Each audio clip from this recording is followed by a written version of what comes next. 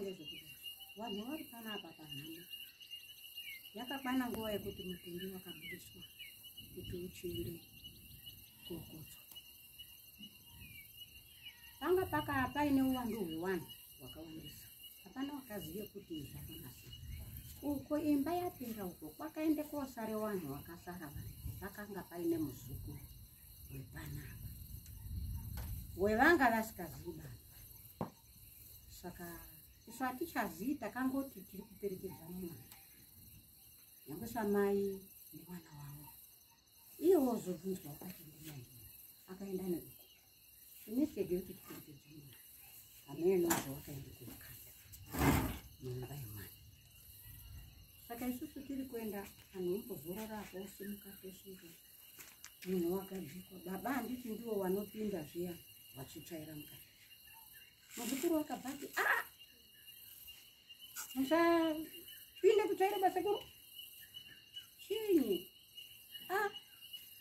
Hapeno zvagadzirwa. Mudzimai wavo sekuru ashaika aya nomwe mukadzi hameno zviwaita ino aya akabva ati kuda. Saka wanga ari kutungamirire rufu wakabva ati izvo tiri uko tiri kuti tiri tese naana ambuya aya nemudzimai wake, ivo vatakumba kunopa murume uri kukutsva. Wachibvunza mudzimai wacho uri panera hapana kwawapetuka kuno kwabvunza kuti ini chii chamaita uko munhu asati akutsva. Isusu taende kokande matombo. Akati kokande matombo? Kukande matombo anokandwa munhu asati awigwa. Mwakumbira uyu munhu uyu handi mwana wenyu. Ko vanhu vakasengai maakumbira here kuti ndo zvatiri kudii kuita. Ati aiwa, akati saka ine chii chamwaita. Mhuri yamambo yanga indori pano, maputsa amambo anga andori pano. Akabva ati isusu hatichagoni kuti tiwige munhu ba. Takumbotaura changamire. Saka ndiko kuzoenda kweyakadini kweyakaita kuna changamire. Vakabvunzwa ikoko vakazvibvumira kuti ndizvo. Zvichirewei mambo wakazvibvunza kuti zvinorewei muno munyika mangu imimi munobve kwaRusape mungatore here mitemo yekwaRusape kunze kuno ikwete. Saka izvi zvinotaure kuti zvamaita munhu unokandwe kuwe here usati adini awigwa. Haiwa mapuwa anokandwa munhu aamugirwa. Saka ndiko kuzvipinde kwamambo kuyakaita. Zvakaoneka kuti vanga vari kuno vanga vachichengeta rinda vakaona murukano rwamatombo murinda. Bhokisi ranga ratopi pamusoro pemavhu. Inini ndakuchida kuuya kutsvaira kuti mwana mudzikise mwana murinda. Pano aiwa pana mai nemuroora wenyu wavo vakakanda zvawakanda murinda.